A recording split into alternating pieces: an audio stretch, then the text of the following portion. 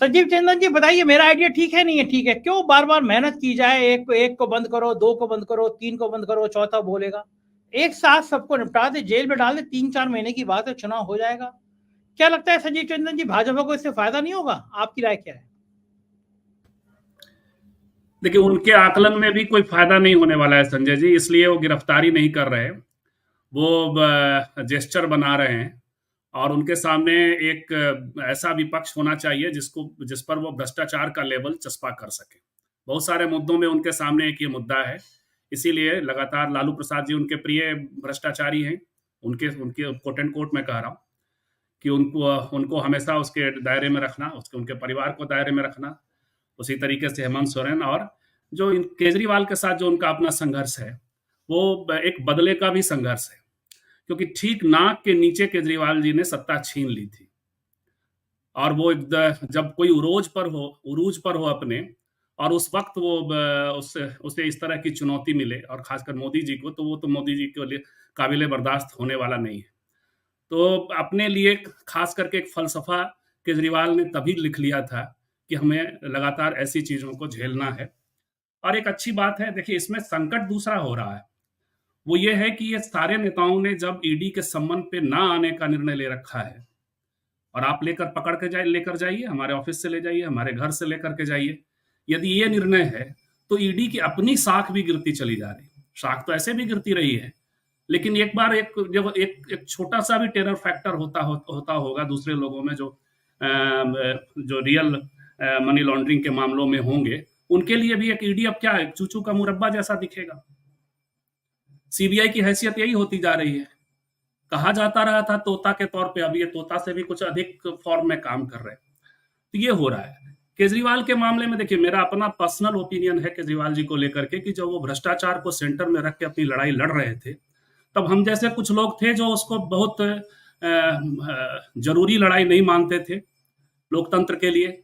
हम लोग ये मानते थे कि एक लोकतंत्र पे प्रहार भी हो रहा है, इस फॉर्म में सोचते थे। उसमें लालू प्रसाद जी भी थे, शरद यादव भी थे, जिनके सदन के भाषण हम आप याद कर सकते हैं, जिन्होंने इस पूरे आंदोलन को चिन्हित किया था कि आप सभी नेताओं को भ्रष्टाचारी नहीं करार दे सकते।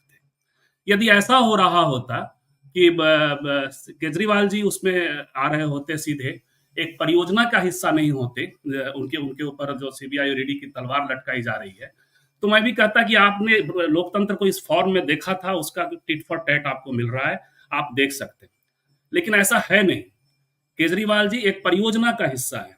उस परियोजना में आते हैं जो भी भारतीय जनता पार्टी के विरोध में है, जो भी भारतीय जनता पार्टी का मुखर के खिलाफ मुखर है, जिसकी भी संभावना है कि वो जनता को इम्पैक्ट कर सकते हैं, ऐसे नेतृत्व को या तो जेल में डाला जा रहा है कुछ दिनों के लिए। आज मनीष सिसोदिया जेल में है, और जो दूसरे लोग, ऐसे लोग जो भारतीय जनता पार्टी को ज्वाइन कर ले जाते हैं, उनका फिर सब कुछ ठीक हो जाता है। मेरी खुद की पत्रकारिता के दिनों में, भले ही वो जिला लेवल की पत्रकारिता थी टाइम्स ऑफ इंडिया की, लेकिन तब हमने बहुत शिद्दत से अजित पवार के खिलाफ पत्रकारिता की है। उनके सिंचाई घोटाले की तमाम, और बीजेपी के लोग ही सोर्स होते थे, नितिन गडकरी के लोग सोर्स होते थे, वर्तमान मुख्यमंत्री जो अब उनके मित्र हैं उनके लोग सोर्स होते थे। तो वो चीजें आती थी सामने। लेकिन आज आप देखिए, अब उनके उनके लिए ईडी और सीबीआई नहीं बनी है, तो जनता इन चीजों को देख रही है। यदि ये चुनाव के ठीक पहले, यदि जो आपका आज आपका हाइपोथेसिस जो है कि क्या गिरफ्तारी सबकी कर ली जाए तो अच्छा रहेगा, ये जानते हैं कि यदि ऐसा करेंगे तो उस हाइपोथेसिस के बारे में आपका एक जो आपने खुद ही अपने इंट्रो में कहा कि जनता जवाब दे देगी, तो इसका भय उनको है। वो कतई खतरा नहीं ले सकते कि इतने लोगों को वो गिरफ्तार करेंगे।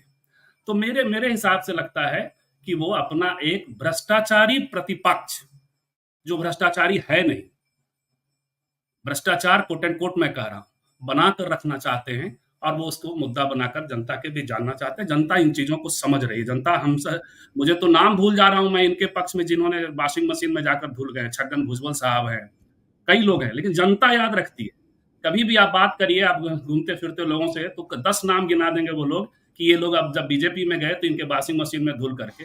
हम सब तो भूल जाते हैं, क्योंकि वो सब ले जाकर वहां, संजय जी।